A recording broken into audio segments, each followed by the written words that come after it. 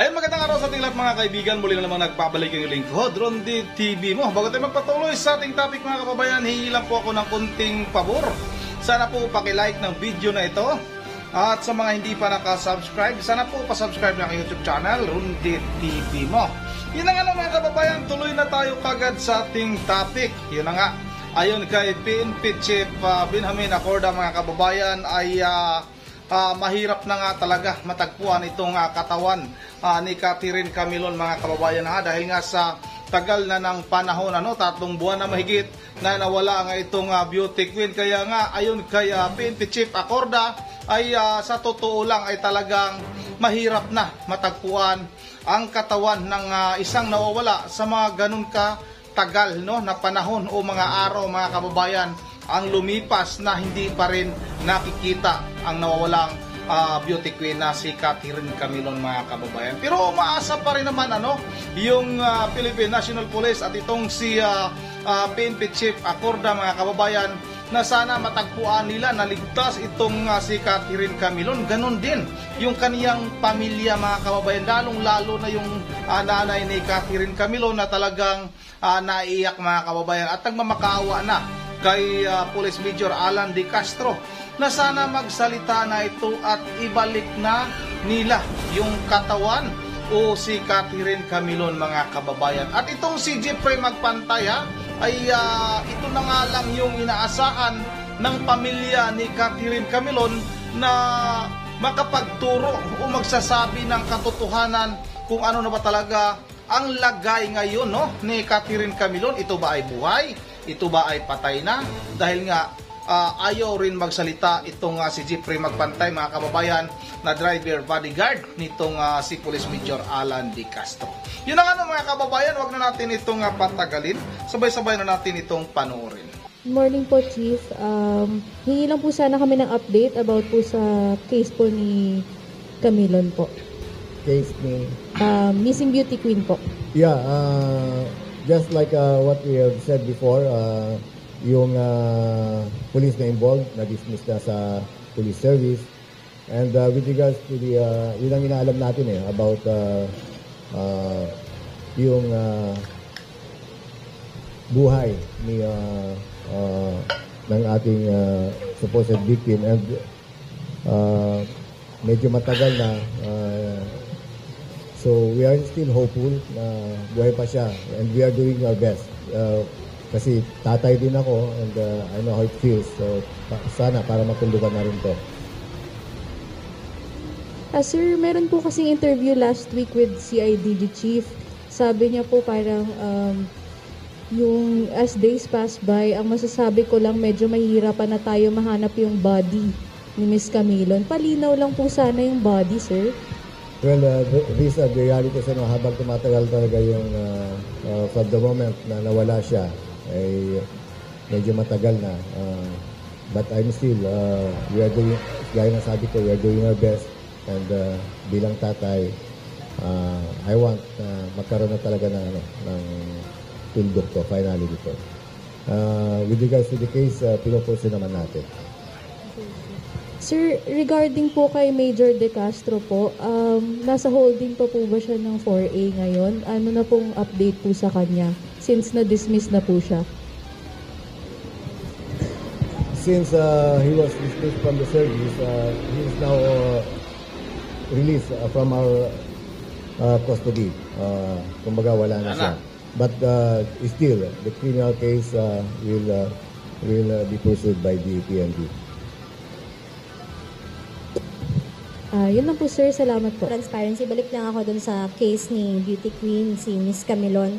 Kamusta, sir, yung effort sa paghahanap dun sa ibang suspects? At the very least, sir, may pangalan na ba tayo? May identification na po ba tayo? I believe yung dalawa po, may dalawa pa tayong Zandos. Yeah, we are in constant coordination. Nag-update sa atin yung CID 4A. And of course, yung pati na rin yung local police. Yun nga lang, I cannot pwedeng ibigay yung detalye sa inyo na medyo kahit paano makakatulong sa amin pag we will not divulge yung details ng ating ongoing investigation. But ang masasabi ko lang, ginagawa natin ang lahat ng makakaya natin. We are not letting go of this case. And pati yung ibang mga kasama na involved sa kaso ay ipupulso din natin. Sir, may pangalan na. Wala pa. Although you cannot divulge. Sabay, pwede natin sabihin siguro yung may nag-voluntarily submit ng kanyang sarili for preventive custody at driver in Balayan MPS. So far, yan lang muna ang may bigay ko. The other details, mas maganda itago muna natin. Sir, speaking of magpantay, Jeffrey, magpantay yung driver na nag-surrender, no? Na napangalan na rin natin earlier. Sir, nung nag-surrender siya, may nasabi ba siya? And how vital naman yung paghahanap natin dun sa 2 other witnesses, yung mga John Does? Well, with regards to yung mga sinabi, pwede bang sa amin muna for purposes of the investigation? Okay, sir. Doon naman po, sir, kay Major De Castro, no? Will the PNP continue to monitor him? Kasi, syempre, wala na po siya sa custody ng PNP. So, possibly, pwede na po siyang magtago sa pagkakataong ito. Pwede na talaga. Will the PNP continue to monitor yung kanyang mga whereabouts para if ever, hindi naman, pero pag may warrant na siya, makuha siya agad? Yes, of course. That is part of our effort. Thank you, sir. Yun ang mga kababayan, itong dalawang suspect na sinasabing kasama nila ni Police Major Alan De Castro at itong si Jeffrey Magpantay, mga kababayan, ay sa tingin ko hindi pa nila nakuha yung pangalan nito, mga kababayan, talagang napakatagal na, pero yung pangalan lang nung dalawang kasama nitong si Police Major Alan De Castro at si Jeffrey Magpantay ay parang hindi pa nga nila alam, mga kababayan. Para bang napakabagal, napakabagal ng pag-usad nga ng kaso na ito. Kaya nga ayon nga sa CIDG ay ililipat na nga itong kaso na ito sa ibang lugar, hindi na sa Batangas, mga kababayan, dahil itong si Police Major Alan De Castro ay ma-impluwensya pala yung pamilya nila dyan sa may Batangas, mga kababayan. Kaya siguro din ganun kabagal yung pag-usad ng kaso, ganun kabagal yung pag-imbestiga, kahit nga yung dalawang kasamahan nung nakita nga na naglipat sa katawan na sinasabing wala ng buhay ng beauty queen na si Catherine Camilon ay hanggang sa ngayon, mga kababayan, ay hindi pa rin pala nakuha ng Philippine National Police. Yun ang ito namang pagtakas ni Police Major Alan De Castro ay hindi naman talaga nalalayo yan, mga kababayan. Hindi imposible na magtago talaga itong si Police Major Alan De Castro, dahil alam niya sa kanya sarili na siya talaga ang may gawa sa pagkawala ni Catherine Camilon. Kaya dapat nga talaga nabantayan ng Philippine National Police. Mayroon na itong abiso yung Bureau of Immigration na hindi na pwedeng lumabas ng bansa itong si Police Major Alan De Castro, mga kababayan.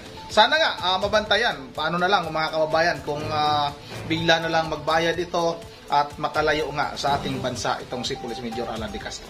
Yun ang bago tayo magtatapos ay magsha-shoutout muna tayo. Shoutout muna tayo, mga kababayan. Belated happy birthday nga pala sa apo ni Ma'am Virgie Vergel de Dios ng Pulilan, Bulacan. Kung di ako nagkakamali ay si Dion yun. Belated happy birthday. Hindi ako naka-upload nung araw ng birthday ni apo ni Ma'am Virgie Vergel de Dios ng Pulilan, Bulacan, at kahapon nakalimutan ko rin na batiin. Pasensya na, Ma'am Virgie. At yun ang shoutout kay Pris Sita Tenorio, shoutout kay Tapski Bayani, shoutout kay Angelina Pista, kay Luciana, shoutout konsentidor daw. Shoutout kay Arlina Abdul 96, shoutout kay Rosalie Blasi, shoutout kay Petronia Istigoy, shoutout kay Rosalio Lopez, shoutout kay Harvey, shoutout kay Angelique Radam, shoutout kay Alex Revilla, shoutout kay Ma'am Joyce ng Japan, shoutout sa Ma'am Joyce, shoutout kay Jose Julian, shoutout kay Julita Borromeo, shoutout kay Ma'am Virgie Vergel de Dios ng Pulilan, Bulacan. Shoutout, Mama, happy birthday ulit, no? Belated happy birthday sa inyong apo. Shoutout kay Wilfredo Bautista. Shoutout kay Bruno Ganda. Shoutout kay Joyce. Shoutout kay iba ito, kay Ma'am Joyce ito. Iba tong si Joyce at si Ma'am Joyce. Shoutout kay Julita Borromeo.